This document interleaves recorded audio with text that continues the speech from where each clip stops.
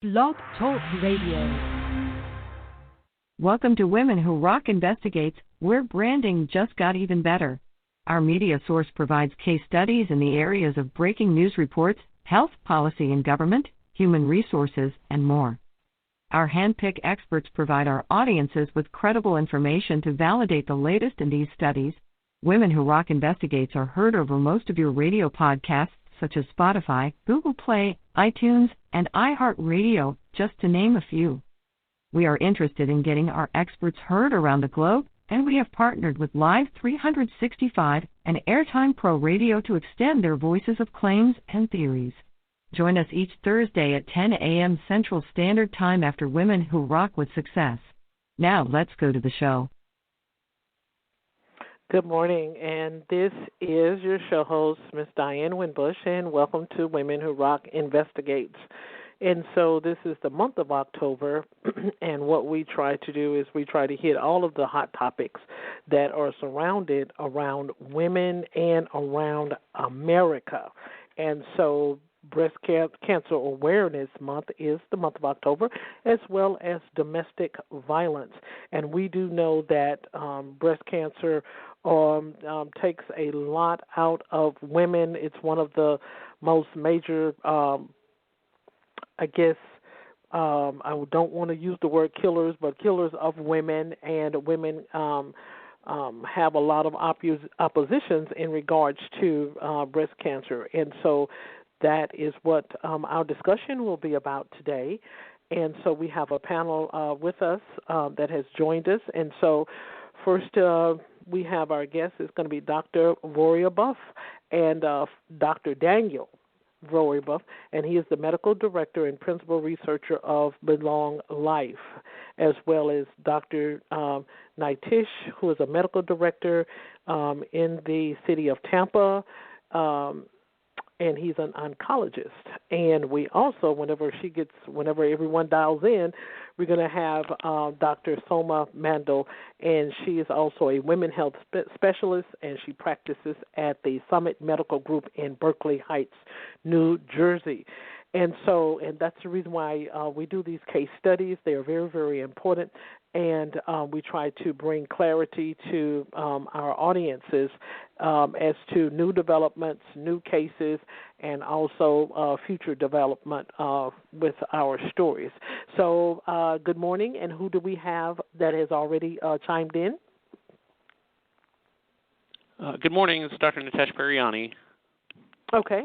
Good morning, Dr. Nitesh, and welcome to our platform. And so just give us a little bit about, just trying to wait till the rest of the panel get adjusted and dial in. And so tell us a little bit about you and about your practice. Sure. Well, thank you very much for having me on the podcast today. I'm excited to share some important information about, as you mentioned, a very important topic, which is breast cancer here, especially in October during Breast Cancer Awareness Month. As you mentioned, I'm a board-certified oncologist. I'm actually a third-generation oncologist. My grandfather and my uncle both were oncologists, so my family's been treating cancer down in the state of Florida since 1957. One of my specialties is in breast cancer, and so I'm excited, like I said, to talk today about how we can raise awareness and hopefully continue to improve our outcomes. Okay, great. And so explain to us, a lot of times when we're women, such as myself, we hear about breast cancer, but there are new developments that may come later on down the road. So for the ones that may not know what an oncologist is, can a little bit explain that to us, if you could? Sure. So when a woman has breast cancer, they're going to obviously end up with a lot of doctors. It's as I always tell patients, it's a team sport. And I am part of the team.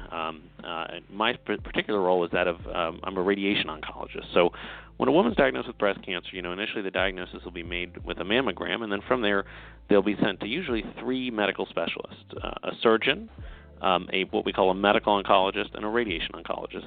The surgeon's role, I think, is relatively self-explanatory. They're the one that's going to remove the cancer and also to check the lymph nodes nearby to make sure the cancer hasn't spread.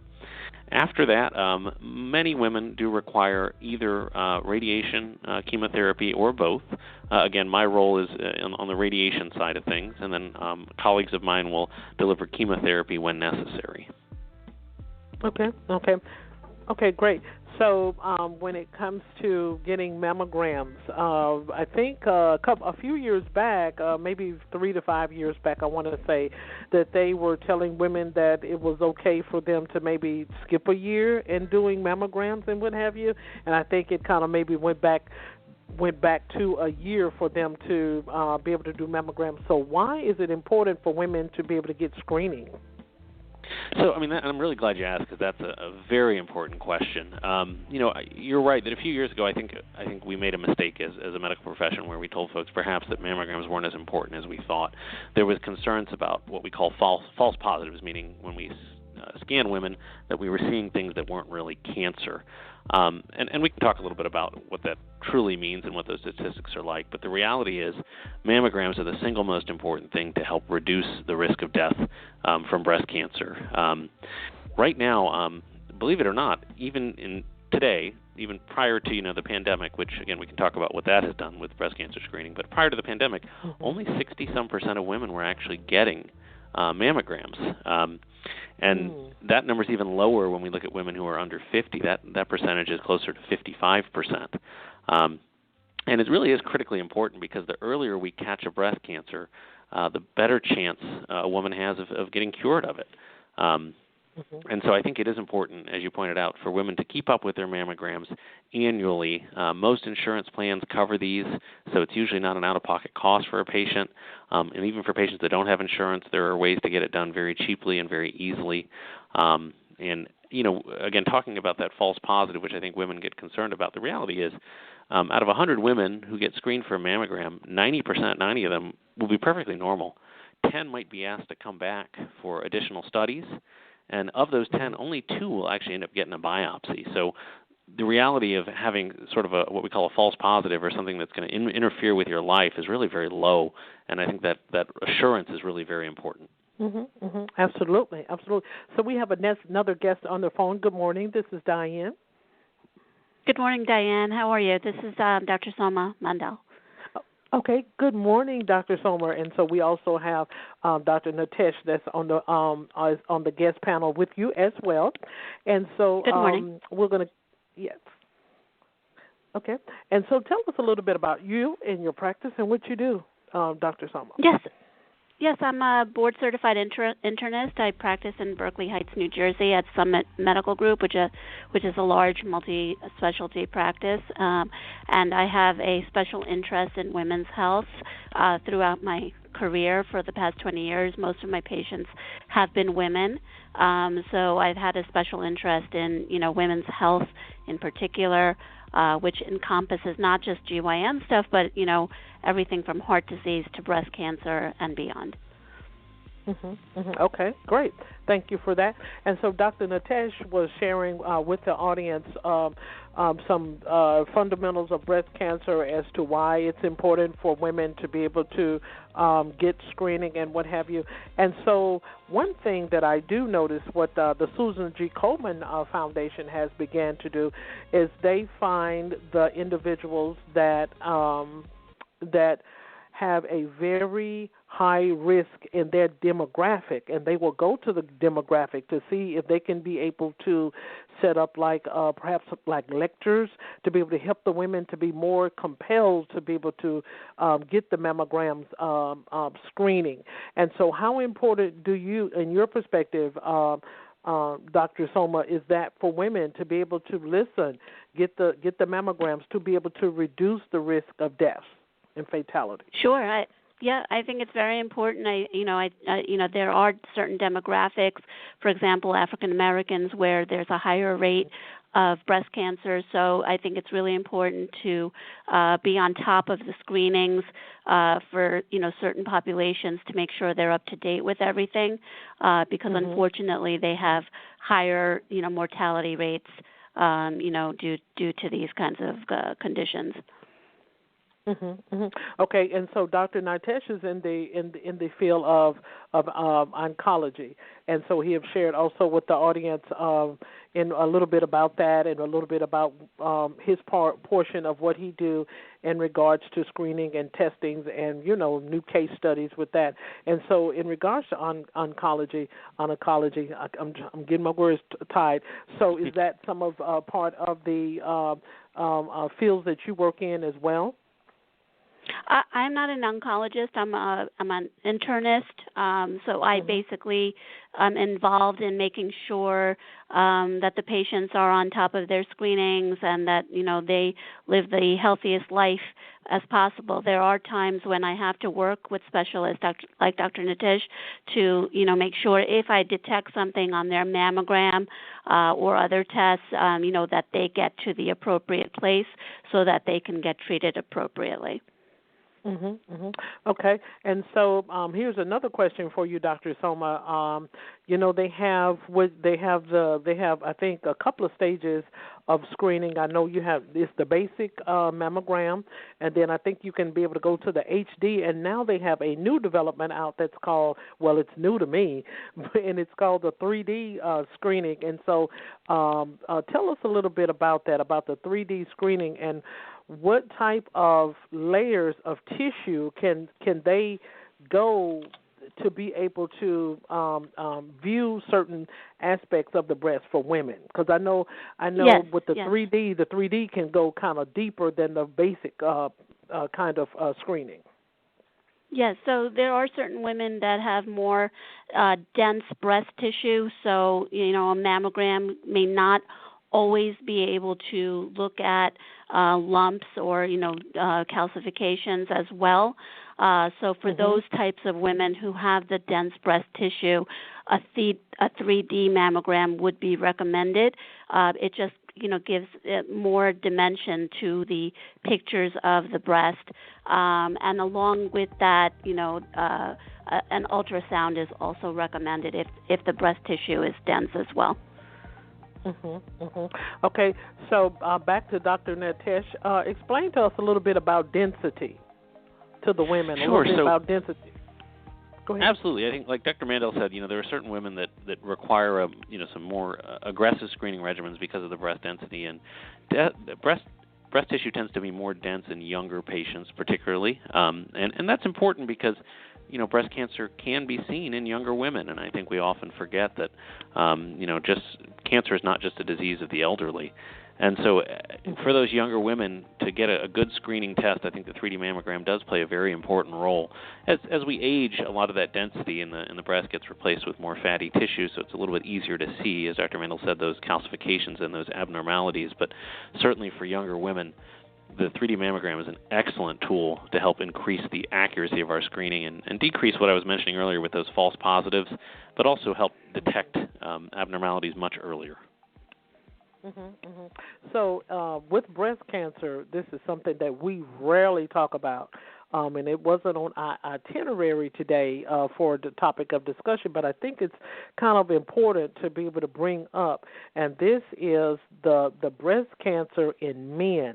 A lot of times when people hear about men having breast cancer, we get shocked. The women do. Oh, where's that coming from? How does he get breast cancer? He doesn't have anything to contribute to getting breast cancer. So this is for Dr. Nitesh.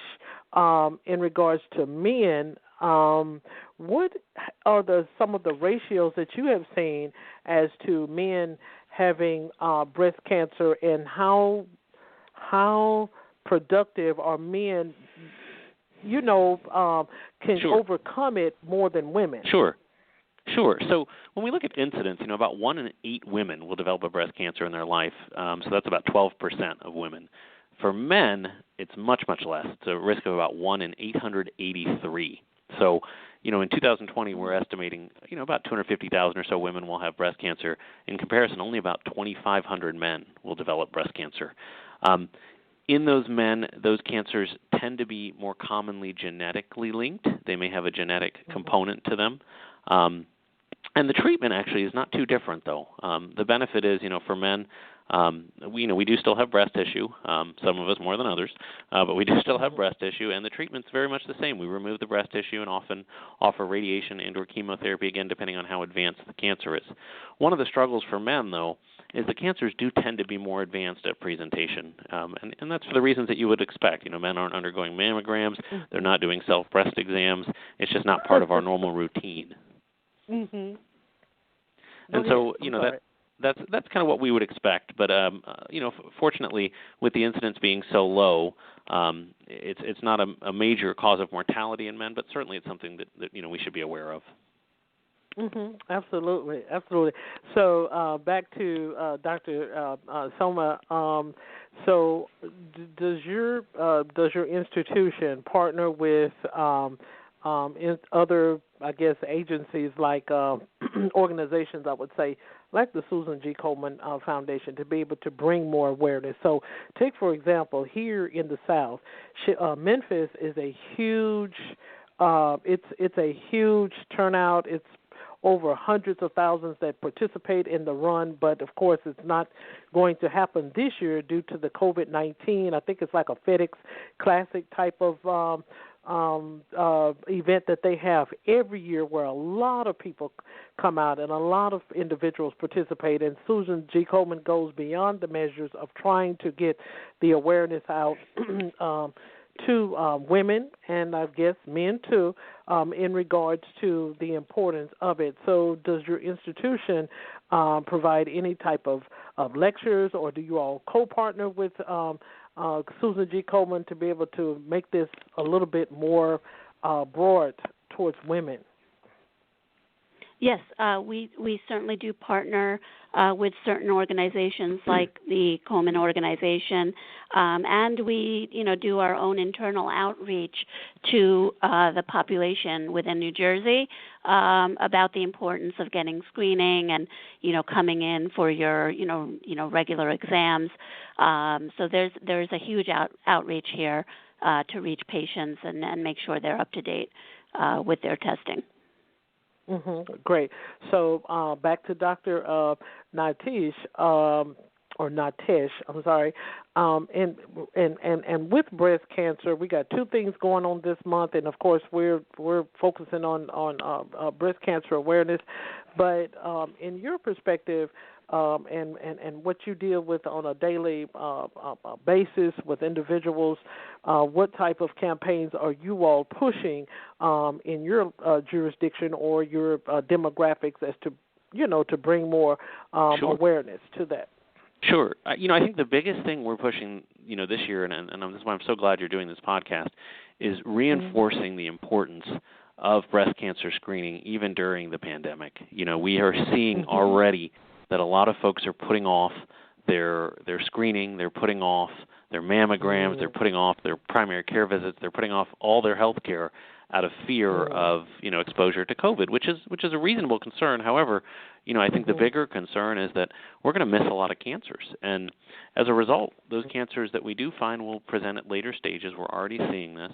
The mortality rates will be higher, the treatments will be more aggressive, and I think it's important for people to realize that screening can still be done safely even during a pandemic. A hospital or a medical clinic is one of the safest places you can be because we're all well trained in preventing and reducing the risk of exposure to infectious diseases already. And so I think, the biggest thing I want to get out to your listeners is please, please, please don't put off your screening test. I made my wife go 2 weeks ago, and trust me, I wouldn't send her there if I didn't think it was safe.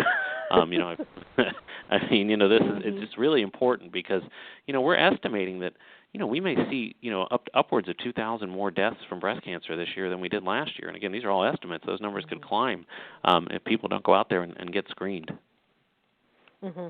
So basically what you're saying is that you all are seeing a decline in women coming to their annual breast cancer screening. Oh, wow. Absolutely. Oh, wow. And Absolutely. That's something that we don't need to do simply because of the fact if a woman is,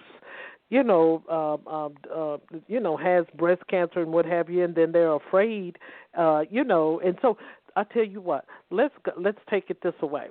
So even though we're in the coronavirus, we're in the pandemic, take us through a few steps for the audience so they can feel more comfortable. Take us through some steps as to how they can be able to feel more assurant that these procedures are safe, because I know when I went and got mine, the people are constantly wiping down. The things are clean. Absolutely. And, I mean, and infection so protocols are... Yeah. Absolutely, yeah. I mean, infection protocols are very much ramped up at hospitals and medical clinics across the country. It's universal masking requirements, which is probably the number one thing that can reduce risk. The good thing is, to get a mammogram, you never have to remove that mask. The machines are cleaned very, very thoroughly with hospital-grade disinfectants between every patient. We did that stuff anyway, but now we're even more conscientious of it.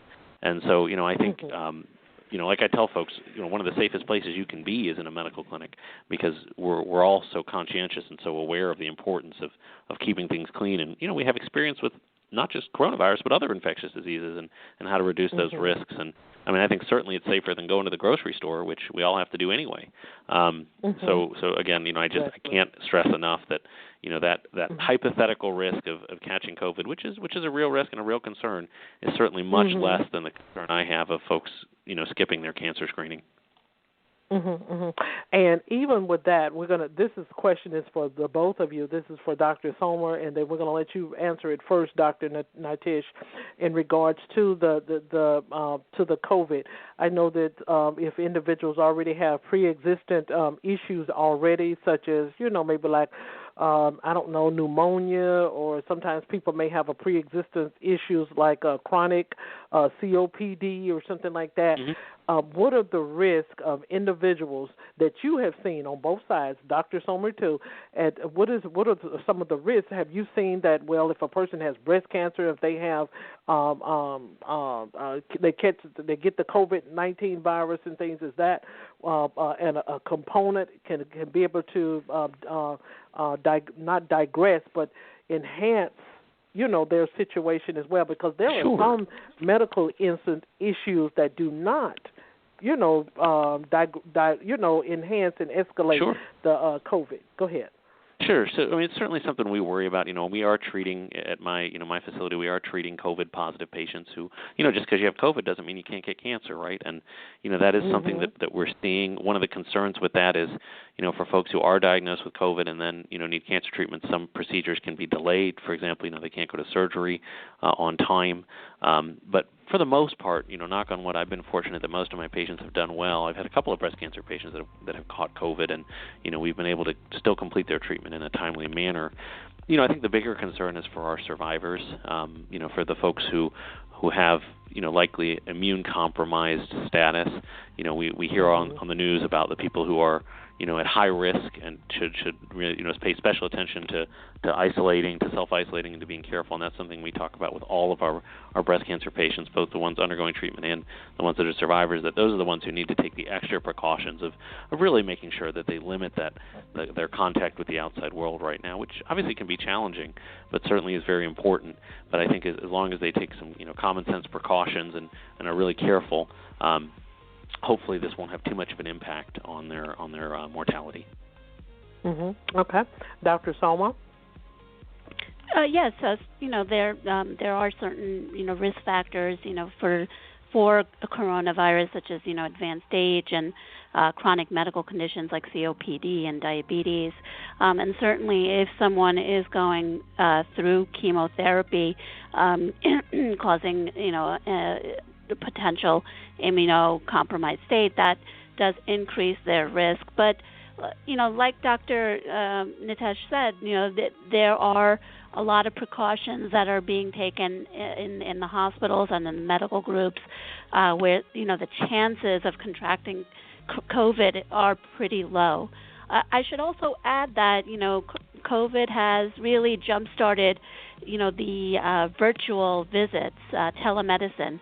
So it's often an opportunity to connect with patients who may not want to come in for their mammograms, and there's a way to connect virtually where you can reassure them that it is safe, that as long as they're wearing their masks and conducting themselves appropriately, that the chances are pretty low that they would get sick while coming in. Absolutely. So it was a key phrase that you had mentioned, or a key word that you had mentioned, and that's telemedicine. So could you a little bit explain that a little bit to us, because a lot of demographics of the audience that we have, some of them are aware of it and some may not. So explain to us a little bit about telemedicine. So, telemedicine was definitely present before COVID occurred, but it definitely has been jump-started, since the pandemic started. There are various ways we can connect with patients. One modality is calling a patient on the phone. We have smartphones these days, so, there are, various apps or ways of connecting with patients virtually where you can see them digitally. And then, there are other ways where, sometimes they send a message and through the portal, and you can conduct a visit that way. But it's allowed us as doctors to keep in touch with our patients. There are certain patients who are still very reluctant to come in, and it can be good in terms of making sure that they are aware that you're telling them that it's safe to, come in for certain procedures or tests. And then also mental health-wise, if there's a patient who, for example, is experiencing depression or anxiety, good ways of keeping in touch with them in that way and getting treatment for them. So it's been very beneficial and useful, I believe. Okay, great. So, Dr. Nitesh, I want to be able to elaborate on this topic once again, and even before the COVID perhaps progressed here in the United States, it still has been a little issue with women, and I guess it may be for the painful part. I think they may be a little afraid of the pain that of the procedure that women perhaps maybe have to encounter when they are doing screenings and what have you. Because take for example, like I explained earlier, Susan G. Komen is one of the organizations that we partner with as well, and so they wanted to come into a specific demographic that I had lived in, and so it was a high rate of the women that were dying because of breast cancer and because they did not go and get their screening. And so I tried to make a citywide declaration, to make an announcement to let them know. And so they were very defensive. Maybe Susan G. Komen got her statistics wrong or what have you. It wasn't until the organization actually came to the location to be able to open their eyes in regards to the severity of women that were dying in that area. So why do women, before the COVID-19, I think we kind of have this issue that's going to continue to go on, why do women procrastinate? What is the fear that keeps them home? It doesn't drive them to the doctor for the screening. It keeps them at home because of, I don't know if it's the fear of the unknown. I'm not for sure. I think you're right. I think there is a lot of fear of unknown. I think there's a lot of lack of awareness. I think one of the things I hear the most from my patients is they say, "Well, I don't have a family history of breast cancer, so I don't need to worry about it." And the true irony there is, over 90% of breast cancers occur without a family history. Over 90% of them occur without any sort of genetic link. So most of them, as I tell my patients, are just bad luck. And I think most people are under the belief that the bad luck can't happen to them. And usually it takes a relative or a close friend or something like that for somebody to get diagnosed, for them to say, oh, wait a minute, I am at risk. But, I think we also should focus on a little bit of the positive in that, back in 1987, only 30% of women were getting mammograms. By the year 2000, that was up to almost 70%. So we really have come a long way. Now, obviously, I think we'd all agree that number should be 100% if we can get there. But it's challenging, and I think you're right. There is a little bit of just the fear of the unknown, the fear of, is it going to be painful? I mean, most of my patients don't tell me it's painful. They just tell me it's sort of the anxiety, and once they do it, it's kind of like the cancer treatment itself. I always tell patients that they're not going to be calm until their third day of radiation treatment. Because the first day, it's the fear of the unknown. What's going to happen to me? And then the second day, it's there's no way it can be as easy as the first day. And then by the third day, they get comfortable and they say, okay, this isn't as bad as I thought. And I think you're right that if we can simply get the message out there to women to say, hey, this isn't as bad as you think. This is not that difficult. This is not something to be afraid of. This is easy, and this is empowering, and this is something that we should share with everyone so that they realize that they can easily help prevent one the second most common cancer in women. Great, and so that's I guess one of the main reasons why we did the show on today is to be able to I guess digress the fear in women so they can be comfortable in their location, whether it's New Jersey or whether it's Washington or what have you. So this is going to be the next question, and it's going to be for you, Dr. Nitesh, still with you, in regards to biopsy. Kind of take us through a little bit about what that is and some of the procedure, what occurs when a woman have to go through the biopsy period, because the first thing we want to do is, okay, then you're through, we didn't see anything on the x-ray, go put on your clothes, and you can go to the outpatient desk and check out. That's all we want to hear. But if a woman, if the radiologist says, okay, we're going to have to do further testing, so explain to women a little bit about biopsy and the procedures that comes with that. Sure. So, as I kind of mentioned earlier, I think it's important for most women to realize 90% of the time they're not going to have to do that. That's not something they need to worry about. But, of course, 2 out of every 100 women that are screened with a mammogram will need to get a biopsy. And obviously that can be anxiety-provoking. And I think, different facilities do it different ways. Some of them will do it that day when you get your screening mammogram. Most of them, though, will call you back for an additional visit after the radiologist has had a chance to read it. Usually what they'll do first is get some additional imaging, some additional mammogram imaging with some more views to get a more specific look at the area of concern. And as Dr. Mandel mentioned, they'll also add in what we call an ultrasound, where we look at the tissue with a little bit of a different lens. And usually the biopsy itself is conducted under ultrasound, which essentially means that the radiologist is there looking at a concerning area of either calcifications in the breast or a lesion. And usually can pass a needle through right there, done under local anesthesia. And it's relatively quick and painless. I've had very few patients complain to me about pain or difficulty with a breast biopsy. Usually, again, they're usually surprised at how easy it is. I think there's more, as kind of you mentioned earlier, more anxiety and more fear than there is actually pain and discomfort. But certainly, nobody wants to have to get a biopsy. But again, the sooner we can get these things diagnosed and the sooner we can get treatment started, the much higher the cure rate. Okay, that's fair enough, absolutely. So, Dr. Sommer, we want to talk about, we have in America, we have the Cancer Center Treatments of America and what have you, and that's another huge scare for some women and what have you, and some individuals, they are not.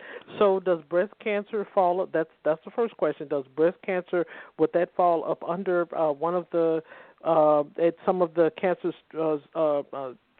cancer treatment centers of America, and then also what type of I guess, because so take for instance like one individual that we knew. I think they got the red carpet rolled out to them. It wasn't as bad. They make them feel, comfortable. They make them feel at ease when if their diagnosis is in further than the third or second or third stage or what have you. So tell us a little bit about that type of research and as to why it's kind of specified just for a type of cancer that certain individuals may have. So, I'm sorry, Diane, was the first question specific to Cancer Treatment of America or in general? It was in general, and then also does breast cancer fall up under that? Because I know I'm not for sure if, and they're not for sure, the audience is not for sure if they treat all types of cancers at the Cancer Treatment Centers of America. I have not, in general, referred to Cancer Treatments of America. But as far as I know, just because I'm not familiar with any, places that are, right nearby me. But as far as I know, they do treat it. Unless Dr. Nitesh says otherwise, I'm not absolutely familiar. Okay. Dr. Nitesh, could you elaborate on that? I think what I try to tell patients when it comes to breast cancer treatment is the one good thing about breast cancer is that it's very common. And so the good thing about that is that we have well-defined treatment protocols for how to attack it and how to cure it. And those treatment protocols, 99% of the time, your local community hospital or community cancer center is going to do the same thing as a specialized center like a Mayo Clinic where I trained, or an MD Anderson, or a Cancer Treatment Centers of America. And so the good news for that is most women don't have to travel very far to get their cancer treatment because, again, it's sort of a bread and butter process in terms of how it's going to be approached. And when we talk about cure, I think, it's important, as you pointed out, the stages, breast cancer stage is important. And, if I could just take a second to just let people realize that when we catch these things early, the cure rates are tremendous. The stage 1 breast cancer cure rates are 98% and higher, and that drops to about 90% at stage 2. Now, once we get to stage 3, that can drop a little bit lower, closer to 60 to 70%. But still, the outcome for most women, especially if we can catch these things early, are tremendous. And again, the opportunity to be able to get that treatment close to home, to stick with your local doctors, to be comfortable and not have to travel across the country, especially in the middle of a global pandemic, I think that is, again, the one big benefit of breast cancer being so common is that, it can be handled right there in your neighborhood, and it can be handled well. Okay, and I would I agree with that wholeheartedly. And most community centers, hospitals they have patient navigator programs where they can navigate patients to their treatments and then help find things like transportation, assist with financial issues, insurance navigation, and all sorts of stuff that are available for patients who are confused and likely scared. And a lot of these places also have ways of, support during and after treatment, and that can be, mental health issues. Some people get anxious and depressed during this time. A lot of places I know even offer lodging during their treatment. So there are a lot of, programs that are available for patients so that they don't find themselves alone. Absolutely, which was going to be my next question for both of you all, Dr. Nitesh and Dr. Soma, and that was in regards to the rates, because I know both of you all are in different locations, and so we're going to start with Dr. Nitesh. Do you see a lot, okay, so take for instance, a woman, she has breasts, because we're trying to give the audience everything that they need so they won't be fearful to be able to, okay, this is not as bad as what I thought. Since I've listened to both of these doctors, they have given me confidence so I can be able to make the next step of what I need to do. So a lot of women, they have this post-traumatic stress syndrome where, okay, I started out with 2 breasts. But now, I'm married and what have you. I don't know, is this going to cause conflict with me and my husband? Is he still going to love me? And now I come out of surgery. I got 1 breast that is left. Do you see a lot of the PTSD syndrome after the woman has having to pick up from 2 breasts to 1 breast? I mean, if I'm sure, that's a great question. I think what's important to realize is about when we started doing breast surgeries about 100-some years ago, the only option was to remove the breast. That's what we had to do. One of the greatest, I think, advances in breast cancer therapy over the last 100 years is that now the majority of women, 60+% of them, get what we call a lumpectomy, meaning we just remove part of the breast, the part where the tumor is. Now, to do that, we have to follow it with radiation treatments, which is, as I mentioned, what I do. But the real benefit there is we get to, improve the cosmetic outcome for patients. What I tell my breast cancer patients, especially the stage 1 and stage 2 patients, is the name of the game in breast cancer anymore isn't cure. We've already got that down. The name of the game now is how do we get the best cosmetic outcome possible. And what's great is, Harvard did a study about a decade ago that polled women who had these lumpectomy surgeries and had radiation and asked them how satisfied they were with the cosmetic outcome. What's amazing to me is 90% of them rated themselves as very satisfied with their cosmetic outcome. So the reality is, again, if we can screen these things, catch them early, do the lumpectomy, just remove a small portion of breast tissue, radiate the breast afterwards, women don't even have to worry about that. Now, for those women that do have more advanced cancers and still need what we call a mastectomy, or removal of the whole breast, we have a plethora of surgical options available for reconstruction. And that's covered by the insurance as well, which is good for breast cancer patients. So they don't have to worry about that cosmetic outcome. They don't have to worry about that psychological impact of of losing their womanhood, if you will, after this kind of treatment. And so that's really one of the big positives and one of the big advances we've made over the last 100 years is that in addition to curing the cancer, we've really made a focus on quality of life for women, on cosmetic outcomes, and on making sure that that we don't cause this lasting psychological damage while ensuring that we get rid of the cancer. Absolutely. Dr. Soma?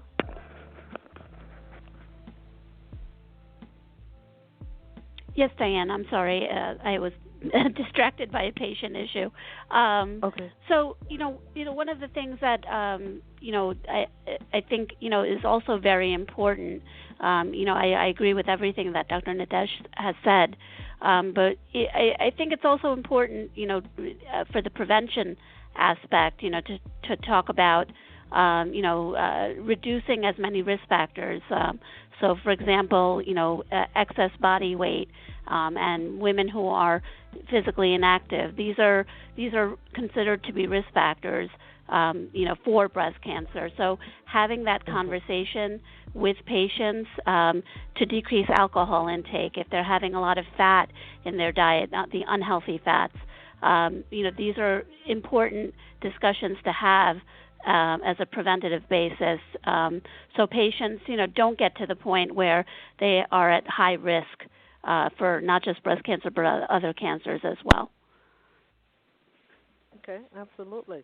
So we got a couple more questions to go, and we'll wrap this up. And so, Dr. Nitesh, where do you see modern technology? I know we got the 3D. That's just something this very, very awesome, where the radiologist can be able to detect things right there on the spot and a little bit more effective and clearly. Where do you see technology with screenings in the next 5 years in your perspective? I think what's going to be really exciting is the use of artificial intelligence. So I think where we're headed, right now we have radiologists who can, we're all human and we can be prone to error. And I think where the benefits we're going to see is having a computer help overread. And I don't think it's going to replace humans, but it's going to help overread and help augment the accuracy of screening. Because even today, there's the possibility that you get a screening and a cancer's missed. And we see it happen, and obviously nobody wants to miss that, but we're all human. We all make mistakes. And I think as artificial intelligence becomes more utilized in medicine, we're going to see the accuracy of our screening increase, and our ability to detect these cancers at an even earlier stage continue to increase. Okay. So you agree, Dr. Soma?